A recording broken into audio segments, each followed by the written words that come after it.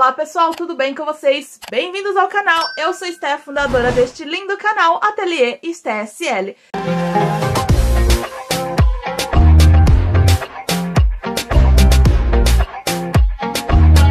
Pare de cometer esses erros na costura. Aqui eu sempre falo que os tecidos têm uma gramatura, que as agulhas têm uma numeração e as linhas também. E você precisa aprender qual linha serve para cada tipo de tecido, né? Aguenta costurar cada tipo de tecido. E também, quais são as agulhas, quais as numerações das agulhas que servem para cada tipo de tecido. Então, se é um tecido considerado grosso, qual que é a agulha que eu costuro? Qual linha vai aguentar costurar aquele tecido que é considerado grosso? Se você não sabe disso, você não sabia que existe gramatura para tecido, que existe tecido fino, médio e grosso, que existe agulhas também fina, média e grossa, e existe linhas que aguentam ou não aquele tipo de tecido, costurar aquele tipo de tecido. Se você ficou com muita dúvida em relação a este mundo dos tecidos, linhas, agulhas, não se preocupe. Eu já tenho um guia da costura, onde lá tem 8 guias completo.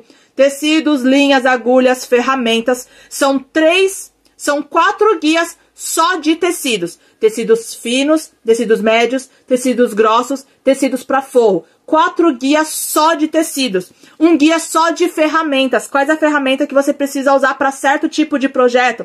Quais os tipos de agulha?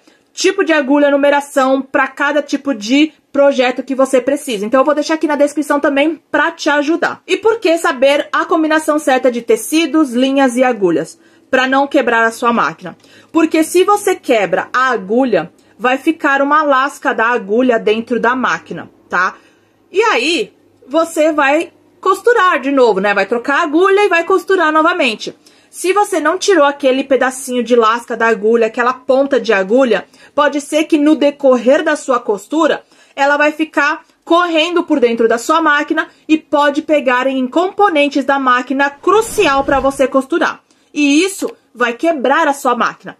Geralmente, quando isso acontece, a máquina para de funcionar e você vai ter que levar ela para um técnico, porque não é configuração, não é limpeza, é apenas a lasca da agulha que correu ali por dentro da máquina e pegou em algum componente crucial para ela costurar.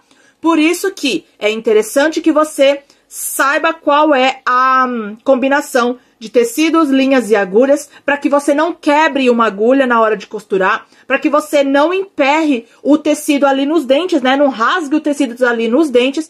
E claro, para que a linha realmente aguente a costura que você vai fazer para aquele projeto. Erro número 3, crucial para você quebrar sua máquina. Esse é um erro muito comum que as costureiras cometem, que é de não estudar o projeto antes de fazê-lo. Por que você tem que estudar o projeto antes de fazer? Porque se você estudar qual é o molde, tudo bonitinho, saber ali quais são as linhas que você vai usar, separar todo o projeto, já colocar ali a tesoura para papel, a tesoura para tecido, enfim, verificar tudo e estudar o seu projeto como um todo, para quando você começar a fazer o seu projeto, você não errar em nada. Então, geralmente as costureiras fazem o quê? Já pega o projeto, coloca ali, corta ali, faz a costura e acabou. E para quem está começando na costura criativa, eu tenho como obrigação de alertar você que estude o projeto antes de você fazer o projeto de costura em si, ok? Antes de você costurar, é interessante que você verifique ali a bobina se ela tá pouquinha. Tipo essa aqui, ó. Essa já tem pouquinha linha e ela tem um pouco de linha, tá? Mas ela tem pouca linha.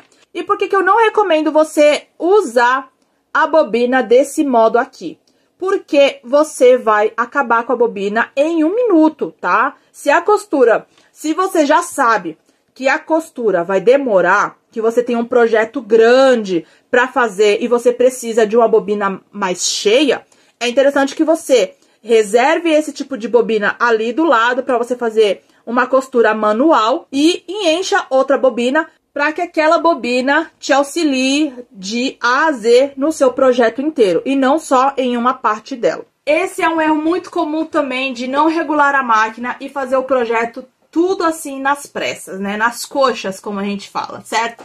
Então, primeiro regule a máquina, faça um teste de costura, como eu sempre falo aqui no canal. E depois desse teste de costura feito, aí sim você tá aí com carta branca para fazer as suas costuras criativas. Maioria das costureiras não fazem retrocesso, nem no começo, nem no final da costura. Não sei por quê. Deixa aqui nos comentários se você faz o retrocesso no começo e no final da costura. Você sabe por quê? Não fazer o retrocesso é crucial para você quebrar a sua máquina, porque, na verdade, o retrocesso é a amarração que você dá, né? É o nó que você dá ali no começo da costura, para que a costura saia perfeitinha até o final do projeto, né? Até o final da costura, onde você está costurando.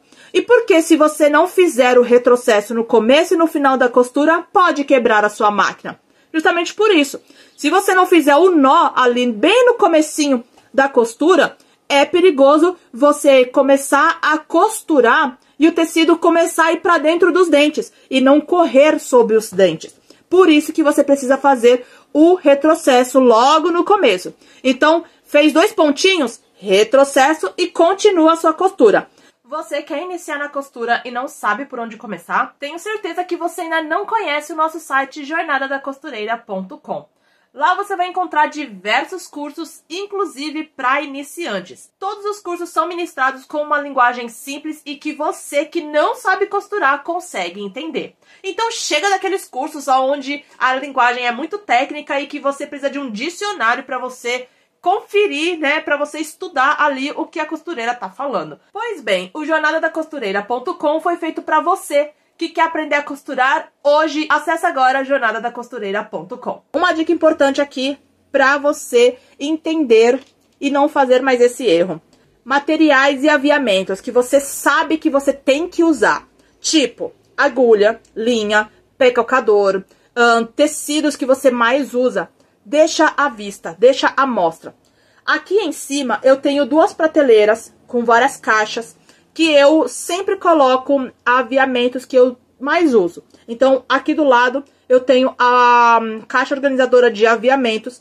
Aqui do lado, aqui nesse gaveteiro aqui, eu tenho vários tecidos. Aqui do lado eu tenho também várias linhas. Então, eu sempre organizo assim, mais ou menos, pra facilitar a minha vida. Deixa aqui nos comentários o que você achou desse vídeo. Eu espero que você tenha gostado desse vídeo.